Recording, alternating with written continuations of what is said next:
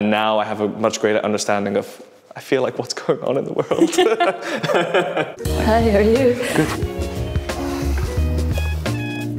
Why did you decide to study conflict studies and human rights at Utrecht University? And I looked on the website and I realized you were really going to learn from practitioners in the field. I decided to do something a bit more engaged. My undergrad was in politics and social justice. What is your favorite course and why?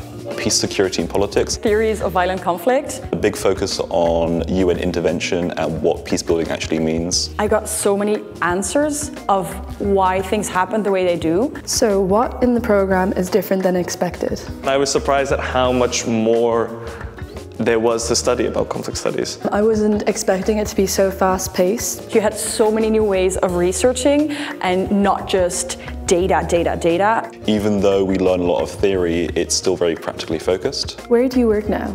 I am a researcher with a research institute in Amsterdam. So I'm with an international peace organization where I mostly research both the direct but also very much the long-term impact of conflict on civilians. And I combine that with my own PhD project. How did the master program prepare you for the job market?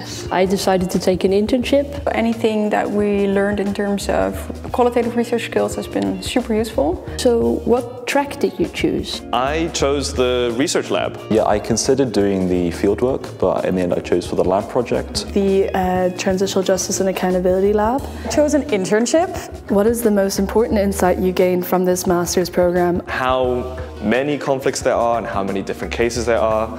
There is going to be someone researching it. How people experience conflict and how they respond to it. All these young people that are really eager to do something about it, it's so motivating. I'm just like, we're fine, we'll be fine. And that I realized how important it is to take a more holistic approach to transitional justice. How do you benefit from the program in your current job?